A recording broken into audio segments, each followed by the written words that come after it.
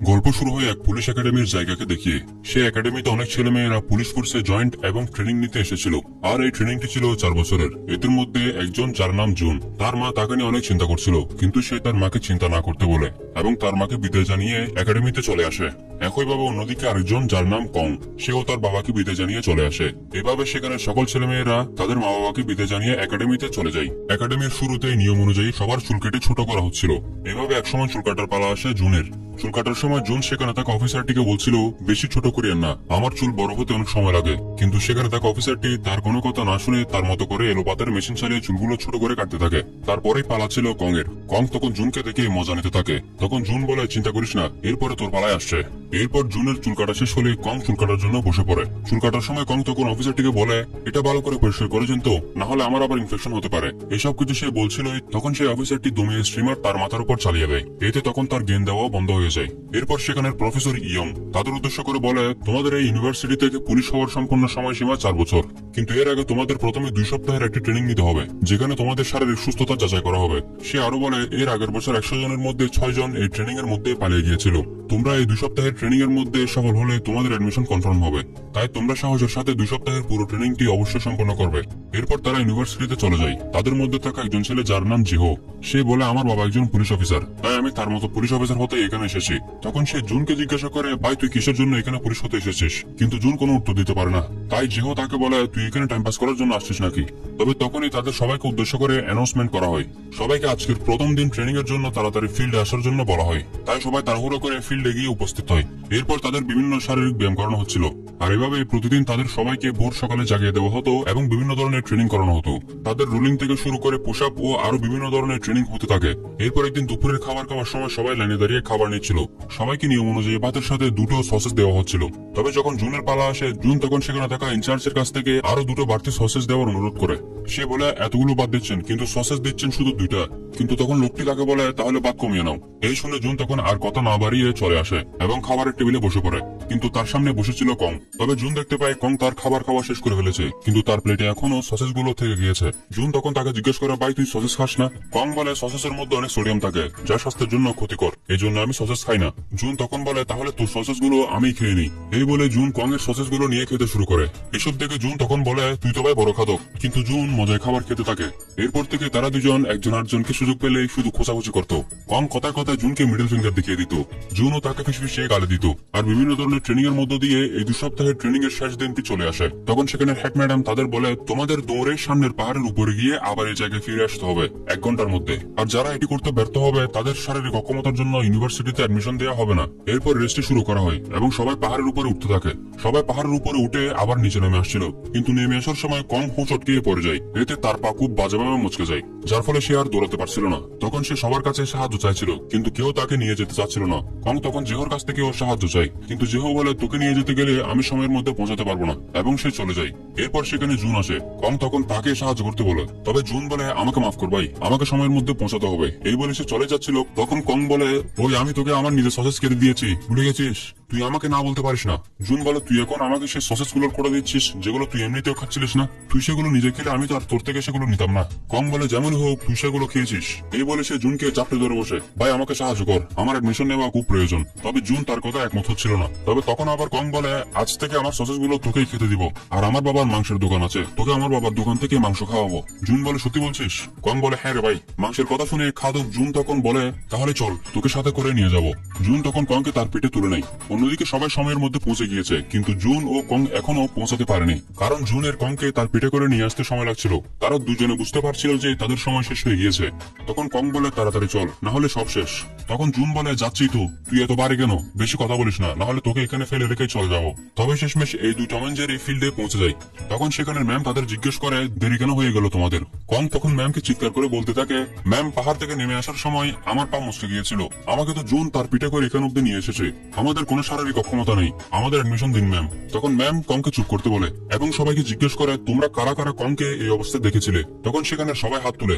এটি দেখে ম্যাম তখন অনেক রেগে যায় এবং সবাইকে উদ্দেশ্য করে বলতে থাকে আমাদের দায়িত্ব হচ্ছে অসহায়কে সাহায্য করা, কিন্তু তোমরা সবাই তোমাদের ব্যাচমেটকে তার বিপদের সময় কেউ তাকে সাহায্য করনি, আর তোমরা কিভাবে দেশের মানুষের রক্ষা করবে? তোমাদের মধ্যে কোনো মনুষ্যত্ববোধ নেই। তখন ম্যাম তাদের সবাইকে শাস্তি স্বরূপ পাহাড়ে উঠে ঘুরে আসার রেস্টে আবার করতে বলে এবং বলে এই শিক্ষা মনে রেখো, তোমাদের মানবিক হতে হবে। তখন সবাই আবার রেস্টে শুরু করে। এইসব দেখে পিছনে দাঁড়িয়ে থাকা জুন হাসতে থাকে, কারণ জুন যদি কংকে সেখানে ফেলে রেখে চলে আসতো তাহলে তার অবস্থাও এদের মতো হতো। তখন তারা দুজন আবার ম্যামকে জিজ্ঞেস করে ম্যাম আমরা কি অ্যাডমিশন পেয়ে গিয়েছি? তখন ম্যাম তাদেরকে সেলুট দিয়ে চলে যায়, মানে তারা অ্যাডমিশন পেয়ে গিয়েছে। জুন তো পুরো অবাক এবং খুশিতে পাগলাম করতে থাকে। এরপর তারা দুজন হোস্টেলের ভিতর চলে যায়। তবে এইবার তারা দুজন খোঁচাখুচি না করে নিজেদের ভালো মন্দ বিষয়ে কথাবার্তা শেয়ার করে। তখন কং বলে আমি সিওল হাই স্কুল থেকে গ্রাজুয়েট হয়েছি। এই শুনে তখন জুন তাকে প্রশ্ন করে তুই এত বড় হাই স্কুল থেকে গ্রাজুয়েট হওয়ার পরেও এখানে কেন আসলি? তুই তো একজন ভালো ডাক্তার ইঞ্জিনিয়ার হতে পারতি। কং বলে আমার অন্যান্য বন্ধুরা সে হাই স্কুল থেকে গ্রাজুয়েট হওয়ার পর ডাক্তার ইঞ্জিনিয়ার হওয়ার জন্য অন্যান্য ইউনিভার্সিটিতে ভর্তি হয়েছে। আমি আসলে ইউনিক কিছু করতে চেয়েছিলাম, তাই আমি পুলিশ ইউনিভার্সিটিতে এসেছি। এই শুনে তখন জুন বলে তোর কথায় বোঝা যাচ্ছে তুই এক নম্বরের তারছেরা পাবলিক। কং তখন জুনকে প্রশ্ন করে তুই কেন এখানে অ্যাডমিশন নিয়েছিস? জুন বলে আমার বাবা নেই, ছোটবেলা থেকে আমার মা আমাকে বড় করেছে, তবে আমার মায়ের কাছে আমার পড়াশোনার টিউশন ফি দেওয়ার সামর্থ্য নেই, কিন্তু এই পুলিশ ইউনিভার্সিটিতে টিউশন ফ্রি, সেই জন্যই আমি এখানে অ্যাডমিশন নিয়েছি। আমার পড়াশোনাটাও কমপ্লিট হয়ে যাবে এবং পুলিশের চাকরিও হয়ে যাবে। এরপর জুন কংকে জিজ্ঞেস করে তো যাই হোক ভাই তুই কবে মাংস খাওয়াচ্ছিস? আমি কিন্তু বড় খাদক, খাবারের মধ্যে আমি কোনো ছাড় দিই না। কং বলে ঠিক আছে অবশ্যই তোকে খাওয়াবো। কথা বলতে বলতে তখন এই দুই লুজ ক্যারেক্টার তখন বলে আজ থেকে আমরা দুজন বন্ধু। এরপর সেখানে সকল স্টুডেন্টকে ইউনিভার্সিটিতে অ্যাডমিশন দিয়ে দেওয়া হয় এবং তাদের সবার যাত্রা এখন 4 বছর। এই 4 বছরের মধ্যে তাদের পুলিশ হওয়ার জন্য সকল নিয়ম কানুন ও ডিফেন্স আরো অনেক কিছু শেখানো হবে। এরপর তারা সবাই পুলিশ অফিসার হতে পারবে। এইভাবে 2 বছর পার হয়ে যায়। এখন 2 বছর পরের দৃশ্য দেখানো হয়। কং ও জুন এখন হোস্টেলের একটি রুমে থাকে। প্রতিদিনের মতো সকালে অ্যালার্ম দিয়ে সবাইকে জাগানো হয়। এরপর তারা ইউনিভার্সিটির জন্য তৈরি হচ্ছিল। তারা ইউনিভার্সিটিতে চলে যায়। এখানে কং পড়াশোনায় অনেক ভালো ছিল এবং সে ক্লাসের বিভিন্ন প্রশ্নের উত্তর দিতে পারত। অন্যদিকে জুন ডিফেন্স বা মার্শাল আর্টে অনেক দক্ষ ছিল, তবে তাদের দুজনের আগের মতো সে আগ্রহ আর নেই। তাদের এখন এসব কিছু বিরক্ত লাগছিল, তবে তারা দুজন সবসময় মজায় মেতে থাকতো। একদিন ক্লাসের সময় প্রফেসর একটি প্রশ্ন করে, প্রশ্নের উত্তর দেওয়ার জন্য যেও চেষ্টা করে, তবে সে ব্যর্থ হয়, কিন্তু কং তখন সেই প্রশ্নের উত্তর সঠিকভাবে দিয়ে দেয়। তখন আবার এই দুই নাটবল্টু যেওকে উদ্দেশ্য করে মিডল ফিঙ্গার দেখিয়ে দেয়, মানে শয়তানের লাঠি বলা চলে। এরপর একদিন তাদের ডিফেন্স ক্লাসের সময় ডিফেন্স ক্লাসের টিচার তাদের শত্রুর সাথে মোকাবেলা করা টেকনিক শেখাতে থাকে। তবে স্যারের মুভমেন্ট দেখে সেখানে থাকা সবাই মুখ লুকিয়ে হাসতে থাকে। এই টেকনিক দেখার পর তো সবাই হাত তালি দিতেই ভুলে যায়। তবে শেষে যেও তাদের সবাইকে হাত তালি দিতে মনে করিয়ে দেয়। তখন জুন বলে জানি না রে ভাই এই টেকনিক আসলে কাজ করবে কিনা। ক্লাস শেষে জুন ও কং বলছিল এবারের ক্রিসমাসে তারা কি করবে। কং বলে প্রতিবারের মতো সাইবার ক্যাফেতে গিয়ে গেম খেলে কাটিয়ে দিব। জুন বলে আমি আমার গার্লফ্রেন্ডের সাথে ঘুরতে যাবো। কং বলে তুই বলো তোর আবার কিসের গার্লফ্রেন্ড? তোর তো কোনো গার্লফ্রেন্ডই নেই। তখন সেখানে জিহো এসে একটি সুন্দরী মেয়ের ছবি দেখিয়ে বলে এটা আমার গার্লফ্রেন্ড, আর আমি চিন্তা করছি এবার তার সাথে আমি সময় কাটাবো। তখন জুন ও কং তাকে জিজ্ঞেস করে তুই একে কোথা থেকে পটিয়েছিস, আমাদেরকেও বল। কিন্তু জিহো বলে আমার মাথা খারাপ হয়েছে যে আমি তোদের বলবো। তখন কং বলে জুন এটা তোর দায়িত্ব, এর মুখ থেকে সত্যিটা বের কর। আসলে তাইকোন্ডো ক্লাসে জুন ও জেহো একই বিভাগে। তখন ক্লাসে যখন জেহোর সাথে জুনের ফাইটিং এর পালা আসে তখন জুন জেহোকে ভালো করে উত্তম দিয়ে তার অবস্থা একদম টাইট করে দেয় এবং তাকে জিজ্ঞেস করে বল সেই মেয়েকে তুই কোথা থেকে পটিয়েছিস। জেহোর অবস্থা তখন টাইট হওয়ায় সেও বলে দিতে বাধ্য হয়। সে বলে একটি ক্লাব থেকে এবং ক্লাবের অ্যাড্রেসটিও জুনকে বলে দেয়। এরপর জুন এই কথাটি কংকে বলে। জুন বলে এই শহরের অক্টাগন ক্লাবে অনেক মেয়ে আসে, আমরা সেখানে গেলে কোনো না কোনো মেয়েকে পটিয়ে ফেলতে পারবো। কং বলে সেই ক্লাবের জিনিসপত্র অনেক এক্সপেন্সিভ, আর মেয়েদের পিছনে টাকা খরচ না করলে মেয়েরা তো আর পড়বে না। তখন জুন বলে আমার মা আমাকে বলেছিল মেয়েরা ছেলেদের হাসি দেখে পটে যায়। সে কংকে বলে তুই একটা হাসি দিয়ে দেখা আমাকে। তখন কং তাকে হাসি দিয়ে দেখায়। তার হাসি দেখে জুন বলে এই তো ভাই পুরো নায়কের মতো লাগতেছে তোকে। কং বলে মাখন লাগানো বন্ধ কর। জুন বলে আরে ভাই তুই তো বলো জেহর থেকে অনেক গুণ ভালো আছিস, সে যদি তার সেই গোলালু চেহারা দিয়ে মেয়ে পড়াতে পারে তাহলে তুই কেন পারবি না। কং বলে তাহলে তো ভাই এবারের ক্রিসমাসে মজার কিছু করতে পারবো। তাই তারা দুজন ক্রিসমাসের দিন ক্লাবে যাওয়ার সিদ্ধান্ত নেয়। এরপর তারা সেদিন একদম গোসল করে তৈরি হতে থাকে। তবে পোশাক পরার সময় তারা দুজন দেখতে পায় তাদের কাছে তেমন কোনো ভালো পোশাক নেই। তখন জুন সোজা চলে যায় জেহর রুমে। জেহর আলমারি থেকে কং একটি জ্যাকেট নিয়ে নেয়। জেহো বলে আমার মাথা খারাপ হয়েছে নাকি যে আমি তোদের জ্যাকেট দিব। তখন জুন বলে আমরা বন্ধু না। জেহো বলে তোদের মতো বিকারের গায়ে এসব জ্যাকেট মানায় না। জুন বলে তাহলে তোর কি চাই। তখন জেহো বলে আমি তোকে কখনো তাইকোন্ডো ক্লাসে হারাতে পারিনি, তুই তোকে শুধু একবার আমাকে সেই তাইকোয়ান্ডো ক্লাসে হারাতে দিতে হবে। তখন জুন তার কথা রাজি হয় এবং যেহেতু তার জ্যাকেট এই দুজনকে দিয়ে দেয়। এরপর তারা জ্যাকেটগুলো পরে নেয়। তাদের পারফিউম না থাকায় কাপড়ের রুম স্প্রে মারতে থাকে। এরপর প্রফেসর ইয়ংকে দরখাস্ত দিয়ে কোন রকম মানিয়ে তারা সেই ক্লাবের উদ্দেশ্যে বেরিয়ে পড়ে। কিছু সময় পর তারা সেই ক্লাবে গিয়ে পৌঁছায়। তখন তারা সিকিউরিটি গার্ডকে তাদের আইডি কার্ড দেখিয়ে বলে, আমরা এখানে একটি মিশন এসেছি। এই বলে তারা ঢোকার অনুমতি নেই। তখন তারা দেখতে পায় সেখানে দুজন পপুলার সিঙ্গার এসেছে। এরপর তারা ক্লাবের ভিতরে যায়। এখানের মহল দেখে তারা দুজন তো পুরো আউট অফ কন্ট্রোল হয়ে যায়। ক্লাবের মধ্যে তখন সুন্দরী মেয়ে দেখে তাদের দুজনের খুশির ঠিকানা নেই। একটি মেয়ে তখন কংকে হাই ফাইও দেয়। তখন কং বলে, আচ্ছা ঠিক আছে বন্ধু, তুই ওইদিকে যা, আমি এদিকে যাই। এরপর কং মেয়েদের সামনে গিয়ে আবল তাবল পাগলের মতো ডান্স করতে থাকে। তখন মেয়েরা তার এইসব পাগলামো দেখে তার কাছ থেকে দূরে পালায়। অন্যদিকে জুনকে দেখানো হয় সে এক মেয়ের উপর চান্স পারে, কিন্তু মেয়েটি তাকে কোনো পাত্তাই দেয় না এবং সে তার নিজের বয়ফ্রেন্ডের সাথেই কথা বলতে থাকে। অন্য পাশে কং ডান্স করার পরেও কোনো মেয়ে পড়ছে না দেখে সে এক সাইডে চলে আসে। তখন আবার সে জুনের শিখিয়ে দেওয়া হাসি দিয়ে মেয়ে পড়ানোর চেষ্টা করতে থাকে, কিন্তু মেয়েরা তার সে হাসি দেখে উল্টো তার দিকে না এসে উল্টো পিছনে চলে যাচ্ছিল। কিন্তু তখনই তার পিছন থেকে ড্রাঙ্ক অবস্থায় একটি মেয়ে এসে বলে, তুমি কি কিউট। এই বলে সেই মেয়েটি তার হাত ধরে তাকে ডান্স করতে নিয়ে যায়। এটি যখন জুন দেখতে পায় সে বলে, কিরে কোথায় যাচ্ছিস, শালা আমি কেন কোনো মেয়ে পড়াতে পারছি না। কং সেই মেয়েটির সাথে ডান্স করতে থাকে, কিন্তু একটু পরেই সেখানে সেই মেয়েটির বয়ফ্রেন্ড চলে আসে। আসলে সেই মেয়েটি নেশার করে কংকে তার বয়ফ্রেন্ড মনে করছিল, তাই সে তার সাথে ডান্স করছিল। তখন মেয়েটির বয়ফ্রেন্ড অনেক রেগে যায় এবং কংকে মারতে যাচ্ছিল, তবে সে তাকে ছেড়ে দেয়। এতে কং এর অবস্থা পুরো খারাপ হয়ে যায় এবং তার মেয়ে পড়ানোর শখও মিটে যায়। জুন তখন আবার আরেকটি মেয়ের উপর চান্স মারে। এবার সে মেয়েটিকে পড়িয়ে ফেলছিল, কিন্তু মেয়েটি যখন জানতে পারে সে পুলিশ হতে যাচ্ছে, তখন মেয়েটি বলে, তোমার পুলিশের বেতনের টাকা দিয়ে আমার 10 দিনের খরচও দিতে পারবে না, আর তুমি গরিব হয়ে থেকে যাবে, তাই তোমার গার্লফ্রেন্ড হওয়ার কোনো মানে হয় না। এই বলে মেয়েটি সেখান থেকে চলে যায়। এটি শুনে জুন তখন অনেক হতাশ হয়ে যায়। তখন সে সেখানে আসা সেই দুই সিঙ্গারকে দেখতে পায়। সেই দুইজন সিঙ্গাররা অনেক মজা করছিল আর তাদের সাথে সব মেয়েরাও ডান্স করছিল। এরপর তারা দুই নাটবল্টু একটি হোটেলে চলে আসে এবং ড্রিঙ্ক করতে থাকে। তখন জুন বলে, শালা এখন তো আমার আর পুলিশ হতে ইচ্ছে করছে না, আমি গরিব সেজন্য আমি পুলিশ ইউনিভার্সিটিতে জয়েন দিয়েছি, আর তুই তো এখানে নিজের ইচ্ছায় এসেছিস। তখন কং বলে, আমারও আর সে পুলিশ ইউনিভার্সিটি ভালো লাগছে না, জীবন এখন অনেক বোরিং হয়ে গেছে। তবে শেষে কং বলে, আচ্ছা বাদ দে রে ভাই, মেয়ে পড়াতে আসছিলাম কিন্তু কোনো মেয়ে ধারে কাছে আসলো না, তাহলে চল সাইবার ক্যাফেতেই চলে যাই। সাইবার ক্যাফে গিয়ে ডিসকাউন্ট করে গেম খেলতে থাকে। এরপর তারা হোটেল থেকে বেরিয়ে সাইবার ক্যাফের দিকে যেতে শুরু করে, কিন্তু যাওয়ার পথে তারা আবারও একটি মেয়েকে দেখতে পায়। তখন জুন বলে, ভাই হয়তো উপরওয়ালা এটা আমাদের শেষ সুযোগ দিচ্ছে। কং তখন বলে, যদি মেয়েটি পিছনে ফিরে তাকায় তাহলে মনে করবো আসলে উপরওয়ালা আমাদের ইশারা করছে। তখন আসলে সত্যি সত্যি মেয়েটিও তাদের দিকে পিছনে ফিরে তাকায়। তখন তারা দুজনও অনেক খুশি হয়ে যায়। ও বলতে থাকে, ভাই এটি আসলে উপরওয়ালার ইশারা, এবং তারা মেয়েটির নাম্বার নেওয়ার ডিসাইড করে। তারা দুজন মেয়েটির পিছনে পিছনে হাঁটতে থাকে। কং তখন জুনকে বলে, ভাই তুই আমার থেকে বেশি হ্যান্ডসাম, তুই গিয়ে মেয়েটির নাম্বার নিয়ে নেয়। তাদের মধ্যে কে মেয়েটির নাম্বার আনবে সেই জন্য তারা দুজন রক পেপার সিজার খেলে ডিসাইড করতে থাকে। কিন্তু তখনই দেখা যায় কিছু লোক সেই মেয়েটিকে অজ্ঞান করে গাড়িতে করে কিডন্যাপ করে নিয়ে চলে যাচ্ছে। একসময় গিয়ে কং ও জুনের এই বিষয়টি নজরে পড়ে। এটি দেখে তখন তারা সেই গাড়িটির পিছনে দৌড় লাগায়, কিন্তু এক পর্যায়ে গিয়ে গাড়ির গতির সাথে তারা আর পেরে উঠে না, গাড়িটিকে তারা আর ধরতে পারে না। এরপর তারা হেল্পলাইনে কল করে কিডন্যাপিং এর বিষয়টি বলে। কং তখন সেই গাড়ির নাম্বার তাদের বলে, কিন্তু গাড়িটিকে তারা খুঁজে পাচ্ছিল না। এরপর তারা সিদ্ধান্ত নেয় পাশে থাকা পুলিশ স্টেশনে গিয়ে তারা রিপোর্ট করবে। এরপর তারা সেই পুলিশ স্টেশনে চলে যায়। পুলিশ স্টেশনে গিয়ে তারা সেখানের এক অফিসারের কাছে কিডন্যাপিং এর বিষয়টি বলে, কিন্তু তখন সেই অফিসার বলে, আজকে আমাদের শহরের মিনিস্টারের নাতি হারিয়ে গিয়েছে, তাই এখানে পুরো পুলিশ ফোর্স এখন এই কাজে ব্যস্ত আছে। আর বুঝতে তো পারছো, এমপির নাতনিকে যদি খুঁজে বের করতে না পারি তাহলে আমাদের চাকরি চলে যাবে। তখন কং বলে, একটি মেয়ে কিডন্যাপ হওয়ার 7 ঘন্টা পর বিপদ অনেক বেড়ে যায়, তাই আমাদের তাড়াতাড়ি সেই মেয়েটির খোঁজ করা উচিত। আসলে এইসব বিষয়গুলি তাদের ক্লাসে শেখানো হয়েছিল, তবে সেখানে থাকা অফিসার তাদের বলে, কিন্তু আমাদের এই মুহূর্তে এই কাজটি করতে হবে। আশা করি আমরা 7 ঘন্টার মধ্যে কেসটি সলভ করার পর তারপর তোমাদের সাথে সেই মেয়েটির খোঁজ করতে যাব। এই বলে সেই অফিসারটি চলে যায়। এতে কং ও জুন অনেক হতাশ হয়ে যায়। তখন জুন বলে, ভাই চল আমরা এই মেয়েটিকে খুঁজে বের করি, যদি আমরা কিছু না করি তাহলে হয়তো মেয়েটি আর বেঁচে থাকবে না। কং বলে, আমরা তো এখনো ট্রেনিং নিচ্ছি, আমরা এখনো পুলিশ হইনি। জুন বলে, জানি আমরা এখনো পুলিশ হইনি, কিন্তু আমরা ট্রেনিং এ তো এইসব কিছু শিখছি। আর বন্ধু তুই অনেক স্মার্ট, আর আমি ভালো ডিফেন্স করতে জানি, তুই কিছু ভাব, অবশ্যই কিছু বের করতে পারবি।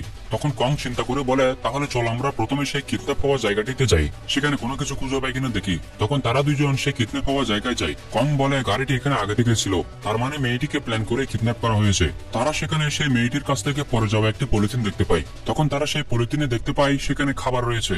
এরপর তারা দুজন আশেপাশে থাকা রেস্টুরেন্টে গিয়ে রেস্টুরেন্টের মালিকদের খাবারটি দেখে জিজ্ঞাসা করতে থাকে খাবারটি তাদের কিনা। এভাবে অনেকক্ষণ খোঁজাখুঁজির পর এক পর্যায়ে তারা সেই খাবারটির আসল রেস্টুরেন্টটি খুঁজতে সক্ষম হয়। তখন তারা দুইজন সেই রেস্টুরেন্টের মহিলাকে কিডন্যাপ হওয়া মেয়েটির বিভিন্ন বর্ণনা দিয়ে জিজ্ঞেস করে, যেমন মেয়েটি কলেজ পড়ুয়া বয়সের, মেয়েটি একটু লম্বা এবং তার গায়ে দেওয়া পিঙ্ক কালারের জ্যাকেট। সেখানে থাকা মহিলাটি এক পর্যায়ে বুঝতে পারে, সে বলে, আমি সেই মেয়েটিকে চিনি, সেই মেয়েটি আমার কাছ থেকে প্রায় সময় খাবার কিনে নিয়ে যায়। তখন কং ও জুন সেই মেয়েটির অ্যাড্রেস জিজ্ঞাসা করে, কিন্তু মহিলাটি বলে সে সেই মেয়েটির অ্যাড্রেস তো আমি জানি না, কিন্তু সেই মেয়েটি একটু দূরে থাকা সামনের বিল্ডিং এ কাজ করে। আমি একবার তার সাথে সেই বিল্ডিং এর বেসমেন্টে আলাপ হয়েছিলাম। এরপর তারা দুজন সেই মহিলাটিকে ধন্যবাদ জানিয়ে সেই বিল্ডিং এর দিকে যেতে শুরু করে। তবে তারা বিল্ডিং এর সামনে গিয়ে বুঝতে পারে এই জায়গাটি হচ্ছে একটি ইলিগাল জায়গা। এই জায়গাটি হচ্ছে একটি ইয়ার ক্লিনিং সেলুন। তবে এই জায়গাগুলো ইলিগাল। এই জায়গায় মেয়েদের কোলে মাথা রেখে কান পরিষ্কার করানো হয়। আর এখানে যদি কোনো পুলিশ তাদের ধরে ফেলে তাহলে তাদের ইউনিভার্সিটি থেকে সাসপেন্ড করে দেওয়া হবে, মানে তাদের পুরো ক্যারিয়ার খতম। তখন জুন বলে অসুবিধা নেই, আমাদের দুজনের মধ্যে থেকে একজন ভিতরে যাবে আর একজন বাইরে থেকে পাহারা দিবে। কিন্তু কং অনেক ভয় পাচ্ছিল। তবে শেষে তাদের মধ্যে কে ভিতরে যাবে এই নিয়ে তারা আবারও রক পেপার সিজার খেলতে শুরু করে। আর গেম খেলে সিদ্ধান্ত হয় ভিতরে কং যাবে এবং জুন বাইরে থেকে পাহারা দিবে। কথা মতো কং ভিতরে যায় এবং সে সেখানে একটি রুমে যায়। কিছুক্ষণ পর সেই রুমে একটি সুন্দরী মেয়ে আসে। কং তখন সেই মেয়েকে দেখে হুঁশ হারিয়ে ফেলে এবং মেয়েটির কোলে মাথা রেখে কান পরিষ্কার করাতে থাকে। এতে তার অনেক মজা লাগছিল। অন্যদিকে বাইরে জুন পাহারা দিচ্ছিল, কিন্তু সে পাশের একটি স্টোরে একজনকে খাবার খেতে দেখে সে আর লোভ সামলাতে পারে না, কেননা সে তো বড় মাপের খাদক। তাই সে ও স্টোর থেকে খাবার কিনে খেতে থাকে। তবে এর সাথে সে সেখান থেকে একটি টেপ কিনে নেয়। কিন্তু দুর্ভাগ্যবশত একটু পরেই সেই সেলুনে পুলিশ চেক করতে আসে। জুন তখন এটি দেখে অনেক দুশ্চিন্তায় পড়ে যায়। তখন সে সেই পুলিশগুলোকে ঘুষখোর বলে ডাকতে থাকে। সেই পুলিশ দুজনের মধ্যে একজন জুনের কথাটি বাদ দিতে বলে। তবে জুন একদম তাদের সামনে গিয়ে আবারও তাদের ঘুষখোর বলে ডাকতে থাকে। এতে সেই পুলিশ দুজন তাকে ধরার জন্য তার পিছনে দৌড়াতে থাকে। অন্যদিকে হুঁশ হারা কং এক পর্যায়ে নিজের গালে 2 চড় মেরে নিজের হুঁশ ফিরিয়ে আনে। এরপর সে সেখানে থাকা মেয়েটিকে কিডন্যাপ হওয়া মেয়েটির ব্যাপারে জিজ্ঞেস করে। তখন মেয়েটিও এক পর্যায়ে বুঝতে পারে কং কার কথা বলছে। আসলে কিডন্যাপ হওয়া মেয়েটির নাম হচ্ছে ইয়নজু। তখন মেয়েটি সেখানে থাকা অন্যান্য মেয়েদের কাছ থেকে কিডন্যাপ হওয়া ইয়নজু মেয়েটির অ্যাড্রেস কংকে দেয়। এরপর কং অ্যাড্রেস নিয়ে বাইরে চলে আসে। বাইরে পুলিশের গাড়ি দেখতে পেয়ে সে ভাবে মনে হয় আমার খেলা এখানে শেষ হয়ে গিয়েছে। তখন জুন সেখানে দৌড়ে এসে তাড়াতাড়ি এখান থেকে পালাতে বলে। এরপর তারা দুজন অ্যাড্রেস মোতাবেক সেই জায়গায় যায়। তখন সেই অ্যাড্রেসে নক করলে একটি ছেলে বেরিয়ে আসে। তখন তারা দুজন সেই ছেলেটিকে বলে আমরা ইয়নজুর খোঁজ করছি। এই শুনে তখন সেই ছেলেটি সেখান থেকে পালিয়ে যায়। তখন সেই ঘরে থাকা একটি মেয়ে দরজা খুলে দেয়। তবে কং ও জুন তখন রুমের ভিতরে ঢুকে দেখতে পায় সেই ছেলেটি পালিয়ে গিয়েছে আর রাস্তায় এসে একদিকে চলে গিয়েছে।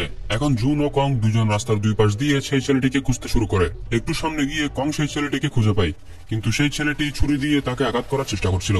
কিন্তু তাদেরকে যে ডিফেন্স ক্লাসের ডিফেন্স টেকনিক শেখানো হয়েছিল, কং তখন সেই টেকনিকটি ব্যবহার করে সেই ছেলেটিকে মার দিয়ে কাবু করে ফেলে। তখন সেখানে জুন চলে আসে। কং বলে আরে ভাই ডিফেন্স গুলো তো আসলে কাজ করে।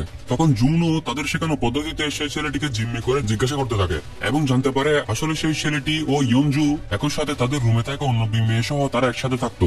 তবে সেই ইয়নজুকে কিডন্যাপারদের কাছে বিক্রি করে দিয়েছে। কং তখন সেই ছেলেটির মোবাইলটি নিয়ে নেয় এবং তার কাছ থেকে কিডন্যাপারদের একটি ভিজিটিং কার্ড পায়। এরপর জুন যে সেই স্টোর থেকে একটি ট্যাপ কিনেছিল সেই ট্যাপটি দিয়ে সেই ছেলেটিকে সেখানে বেঁধে রেখে চলে আসে। এবার তারা আবারও ইয়নজুর ঘরে যায়। সেখানে তার মতো আরো 2টি মেয়ে ছিল। তাদের কাছ থেকে জানতে পারে ইয়নজুর বাবা নেশা করে তাকে প্রতিদিন মারধর করতো, তাই সে ঘর থেকে পালিয়ে চলে আসে। এখানে এসে এদের সাথে একসাথে বিভিন্ন কাজ করে জীবন চালাতো। তখন সেই মেয়েরা কং ও জুনকে হাত ধরে আকুতি মিনতি করতে থাকে ইয়নজুকে যে কোনো ভাবে খুঁজে বের করতে। তখন তারা সেই মেয়েগুলোকে আশ্বাস দেয় তারা যে কোনো ভাবে ইয়নজুকে খুঁজে বের করবে আর তাদের কিছু টাকা দিয়ে এই জায়গা থেকে বেরিয়ে কোনো সেফ জায়গায় যেতে বলে এবং তারা সেই ছেলেটি থেকে পাওয়া ভিজিটিং কার্ডের অ্যাড্রেসে যেতে থাকে। তারা যে জায়গায় যাচ্ছিল সেই জায়গাটির নাম হচ্ছে চায়না টাউন। তাদের গাড়ির ড্রাইভার তাদের বলে এই জায়গাটি অনেক ভয়ঙ্কর, এখানে পুলিশেরও আসে না, এখানে অনেক খারাপ কাজ হয়ে থাকে। তবে এরপর জুন ও কং গাড়ি থেকে নেমে সেই ভিজিটিং কার্ডে থাকা অ্যাড্রেসটিতে গিয়ে পৌঁছায়।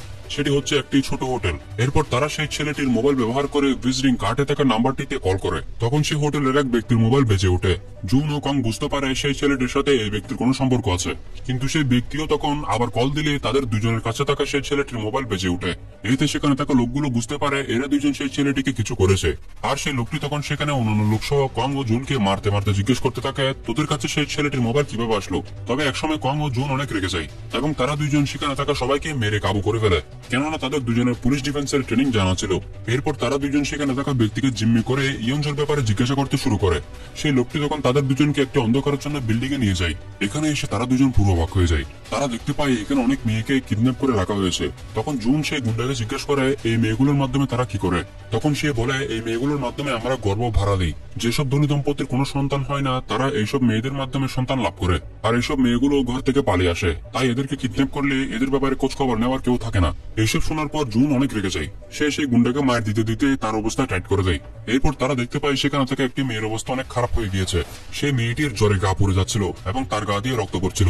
এসব দেখে তারা দুজন ভাবে প্রথমে তারা এই মেয়েটিকে হসপিটালে নিয়ে যাবে এবং পুলিশ নিয়ে এখানে এসে অন্যান্য মেয়েগুলোকে উদ্ধার করবে। কিন্তু যখন তারা বেরিয়ে যাচ্ছিল তখন সেই গ্যাং এর অন্যান্য সব গুন্ডারাও চলে আসে। জুন ও কং তাদেরকে কিছুক্ষণ পর্যন্ত পিছু পা করলেও সেই গ্যাং এর বস সেখানে এসে কং ও ও জুনকে মেরে সেন্সলেস করে দেয়। আসলে তাদের সেই বস ছিল অনেক শক্তিশালী। এরপর তাদের দুজনকে সেন্সলেস করে একটি রুমে ঝুলিয়ে রাখা হয়। কিছু সময় পর কং এর সেন্স ফিরে আসে। সে তখন অনেক চেষ্টা করে কোন রকমে জুনের সেন্সও ফিরিয়ে আনে। এরপর জুন সেই ঝুলন্ত অবস্থা থেকে মুক্ত হয়ে কংকেও ছাড়িয়ে নেয়। তবে যখন তারা সেই রুম থেকে বেরিয়ে যেতে যাচ্ছিল, তারা দেখতে পায় সব গুন্ডারা সেখানে ঘুমিয়ে আছে। তখন তারা কোনো শব্দ না করে চলতে শুরু করে। জুন তখন কংকে বলে কোনো শব্দ করিস না হলে আমাদের খেলা এখানেই শেষ। তখন কং জুনকে মিডল ফিঙ্গার দেখিয়ে দেয়। মানে এরকম অবস্থাতেও এদের খোঁচাখুচি কম হয় না। কিন্তু তখনই জুনের গড়িতে অ্যালার্ম বেজে ওঠে। এর ফলে সকল গুন্ডারা জেগে যায়। তখন তারা দুইজন সেখান থেকে এলোপাতাড়ি দৌড়াতে শুরু করে। দৌড়াতে যখন তারা মূল সড়কে চলে আসে, তখন তারা সেখানে থাকা পাশের পুলিশ স্টেশনের দিকে যেতে শুরু করে। কিন্তু সেই গ্যাং এর বসও তাদের পিছনে লেগে যায়। তবে তারা দুজন আপ্রাণ চেষ্টা করে শেষমেশ সেই পুলিশ স্টেশনের সামনে পৌঁছাতে সক্ষম হয়। এতে সেই গুন্ডারা তাদের পিছু করা বন্ধ করে দেয়। কিন্তু সেই গুন্ডারা তখন সেই মেয়েগুলোকে নিয়ে তাদের আস্তানা পরিবর্তন করতে চলে যায়।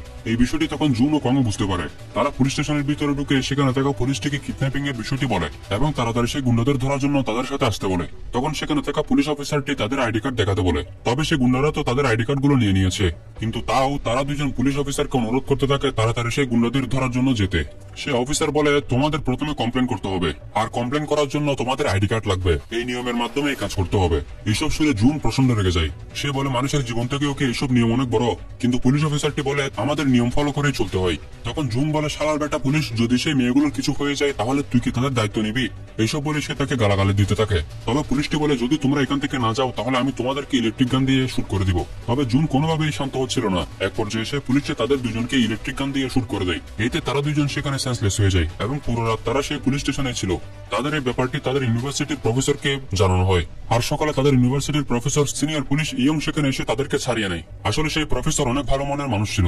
এরপর কং ও জুন পুরো বিষয়টি প্রফেসর ইয়ং কে খুলে বলে এবং সেই প্রফেসর তাদেরকে নিয়ে সেই গুন্ডাগুলোর আস্তানায় যায়। তবে এখন অনেক দেরি হয়ে গিয়েছে। সেই গুন্ডারা তাদের আস্তানা পরিবর্তন করে নিয়েছে। তখন প্রফেসর তাদেরকে বলে এই ধরনের একটি কেস আমি সলভ করেছিলাম, আর এই ধরনের কেসগুলোকে নর্মাল পুলিশ হ্যান্ডেল করতে পারে না। এই ধরনের কেস সলভ করার জন্য প্ল্যানিং করে ফোর্স নিয়ে তদন্ত করতে হয়। তবে এখন ডিপার্টমেন্ট অন্য কাজে অনেক ব্যস্ত আছে, তাই এই কেসটি তদন্ত করতে অনেক সময় লাগবে।